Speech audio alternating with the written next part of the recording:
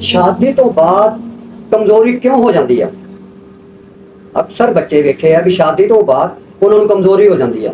ਇਹ ਕੀ ਵਜ੍ਹਾ ਹੈ ਜੀ, ਕਿਉਂ ਹੋ ਜਾਂਦੀ ਆ?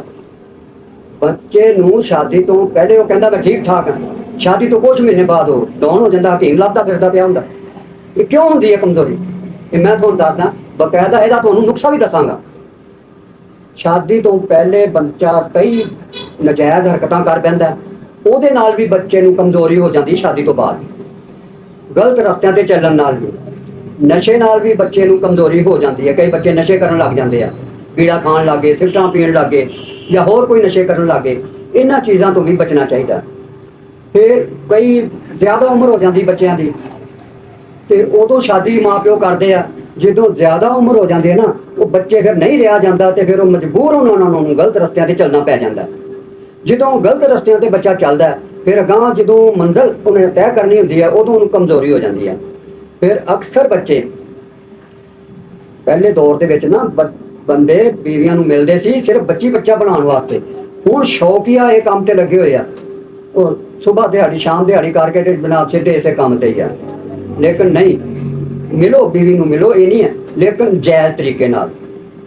ਇਹਨਾਂ ਚੀਜ਼ਾਂ ਦਾ ਖਾਸ ਖਿਆਲ ਰੱਖੋ, ਕਿਉਂਕਿ ਖਾਦਾਂ ਸਪਰੇਆਂ ਵੀ ਇਦਾਂ ਦੀਆਂ ਸਾਨੂੰ ਮਿਲ ਰਹੀਆਂ। ਗਜ਼ਾਵਾਂ ਦੇ ਵਿੱਚ ਵੀ ਬੜਾ ਫਰਕ ਹੈ, ਅੱਗੇ ਵਾਲੀਆਂ ਗਜ਼ਾਵਾਂ ਨਹੀਂ। ਅੱਗੇ ਲੋਕੀ ਦਹੀਂ ਖਾਂਦੇ ਸੀ, ਲੱਸੀਆਂ ਪੀਂਦੇ ਸੀ, ਗੰਨੇ ਦੇ ਰੋਹ ਪੀਂਦੇ ਸੀ।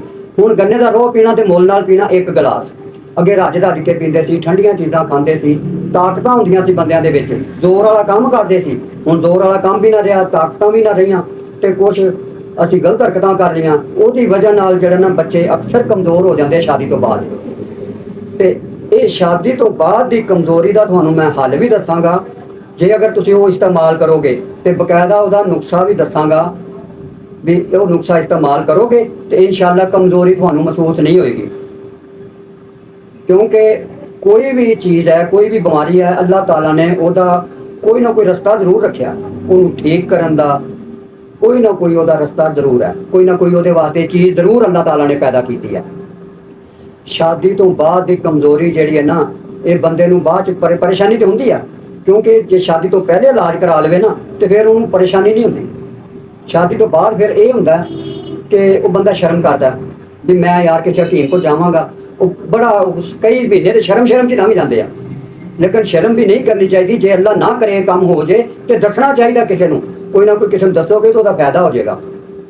ਦੂਸਰੀ ਗੱਲ ਇਹ ਹੈ, ਬੀਵੀ ਨੂੰ ਮਿਲਣ ਤੋਂ ਬਾਅਦ ਅਗਰ ਤੁਸੀਂ ਅੱਧੀ ਛਟਾਂਗ ਗੁੜ ਖਾ ਲਿਆ ਕਰੋ, ਭਾਵੇਂ ਇੱਕ ਛਟਾਂਗ ਵੀ ਖਾ ਲਓ, ਤੇ ਉਹਦਾ ਤੁਹਾਨੂੰ ਕਮਜ਼ੋਰੀ ਨਹੀਂ ਮਹਿਸੂਸ ਹੋਏਗੀ। ਅੱਧੀ ਛਟਾਂਗ ਜਾਂ ਇੱਕ ਛਟਾਂਗ ਗੁੜ ਖਾ ਲੋਗੇ ਨਾ, ਗੁੜ ਚੀਨੀ ਦਾ ਬਣਿਆ ਹੋਇਆ ਨਾ ਹੋਵੇ, ਗੁੜ ਉਹ ਜਿਹੜਾ ਸਹੀ ਗੰਨੇ ਦਾ ਬਣਦਾ ਨਾ ਉਹ ਗੁੜ ਹੋਵੇ, ਤੇ ਚੀਨੀ ਦਾ ਬਣਿਆ ਹੋਇਆ ਗੁੜ ਜਿਹੜਾ ਨਾ ਉਹ ਫਾਇਦਾ ਨਹੀਂ ਦੇਗਾ। ਅਸਲ ਗੁੜ ਜਿਹੜਾ ਉਹ ਫਾਇਦਾ ਦੇਗਾ। ਤੇ ਇਨਸ਼ਾਅੱਲਾ ਉਹ ਗੁੜ ਖਾਓਗੇ ਤੇ ਤੁਹਾਨੂੰ ਕਮਜ਼ੋਰੀ ਨਹੀਂ ਮਹਿਸੂਸ ਹੋਏਗੀ, ਜਿਸਮ 'ਚ ਥਕਾਵਟ ਨਹੀਂ ਮਹਿਸੂਸ ਹੋਏਗੀ, ਪੱਠਿਆਂ ਨੂੰ ਕਮਜ਼ੋਰੀ ਨਹੀਂ ਮਹਿਸੂਸ ਹੋਏਗੀ। ਇਹ ਚੀਜ਼ਾਂ ਤੁਸੀਂ ਜ਼ਿਹਨ 'ਚ ਰੱਖੋ ਕਿ ਹਾਂ, ਅਗਰ ਬਹੁਤਾ ਵੀ ਪਰੇਸ਼ਾਨੀ ਹੈ ਤੇ ਤੁਹਾਨੂੰ ਮੈਂ ਇੱਕ ਨੁਕਸਾ ਵੀ ਦੱਸ ਦਿੰਦਾ। ਸਿਰਫ ਅਸਗੰਧ ਨਗੌਰੀ ਪੀਸ ਕੇ ਰੱਖ ਲਓ, ਅੱਧੀ ਚਮਚੀ ਸੁਬਾਹ ਸ਼ਾਮ ਦੁੱਧ ਨਾਲ ਖਾਓ, ਇਨਸ਼ਾਅੱਲਾ ਕਮਜ਼ੋਰੀ ਹੁੰਦੀ ਹੀ ਕੋਈ ਨਹੀਂ। ਬੜੇ ਲੰਮੇ ਨੁਕਸਿਆਂ ਦੇ ਵਿੱਚ ਜਾਣ ਦੀ ਲੋੜ ਹੀ ਕੋਈ ਨਹੀਂ। ਅੱਲਾ ਹਾਫਿਜ਼।